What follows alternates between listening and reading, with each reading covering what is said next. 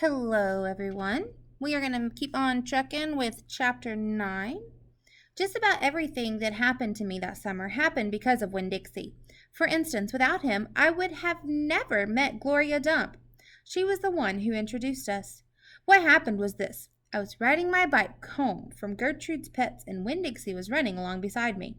We went past Dunlap and Stevie Dewberry's house, and when Dunlap and Stevie saw me, they got on their bikes and started following me. They wouldn't ride with me. They just rode behind me and whispered things that I couldn't hear. Neither one of them had any hair on his head because their mama shaved their heads every week during the summer because of the one time Dunlap got fleas in his hair from their cat, Sadie. And now they look like two identical bald-headed babies, even though they weren't twins. Dunlap was 10 years old like me, and Stevie was 9, but tall for his age. "I can hear you," I hollered back at them. "I can hear what you're saying." But I couldn't. When Dixie started to race way ahead of me.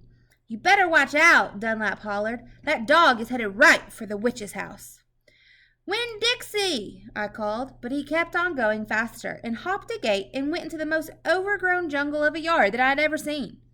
"You better go get your dog out of there," Dunlap said. "The witch will eat that dog," Stevie said. "Shut up," I told them. I got off my bike and went up to the gate and hollered, "Winn Dixie, you better come on out of there." But he didn't. "She's probably eating him right now," Stevie said. He and Dunlap were standing behind me. "She eats dogs all the time." "Get lost, you bald-headed babies," I said. "Hey," said Dunlap, "that ain't a very nice way for a preacher's daughter to talk." He and Stevie backed up a little. I stood there and thought for a minute. I finally decided that I was more afraid of losing Winn Dixie than I was of having to deal with a dog-eating witch, so I went through the gate and into the yard. "That witch is going to eat the dog for dinner and you for dessert," Stevie said. "We'll tell the preacher what happened to you," Dunlap shouted after me. By then I was deep in the jungle. There was every kind of thing growing everywhere. There were flowers and vegetables and trees and vines. "Winn Dixie," I said. I heard, "The dog sure likes to eat."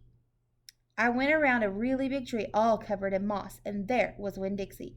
He was eating something right out of the witch's hand. She looked up at me. "This dog sure likes peanut butter," she said. "You can always trust a dog that likes peanut butter." She was old with a crinkly brown skin. She had a big floppy hat with flowers all over it. She didn't have any teeth, but she didn't look like a witch. She looked nice. And Winn Dixie liked her, I could tell. "I'm sorry he got in your garden," I said. "You ain't got to be sorry," she said. "I enjoy a little company." "My name's Opal," I told her. "My name's Gloria Dump," she said. "Ain't that a terrible last name? Dump." "My last name is Bologna," I said. "Sometimes the kids at school back home in Watley called me lunch meat." "Ha!" Gloria Dump laughed. "What about this dog? What do you call him?" "Winn Dixie," I said.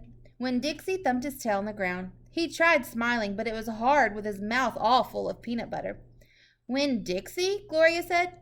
"You mean like the grocery store?" "Yes, ma'am," I said. "Woo-wee!" she said. "That takes the strange name prize, don't it?" "Yes, ma'am," I said. "I was just fixing to make myself a peanut butter sandwich," she said. "You want one too?" "All right," I said. "Yes, please." "Go on and sit down," she said, pointing at a lawn chair with the back all busted out of it. "But sit down careful." I sat down careful, and Gloria Dump made me a peanut butter sandwich on white bread. Then she made one for herself and put her false teeth in to eat it. When she was done, she said to me, "You know, my eyes ain't too good at all. I can't see nothing but the general shape of things, so I got to rely on my heart.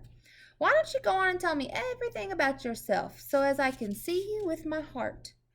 And because Winn Dixie was looking up at her like she was the best thing he had ever seen, and because the peanut butter sandwich had been so good, and because I had been waiting for a long time to tell some person everything about me, I did.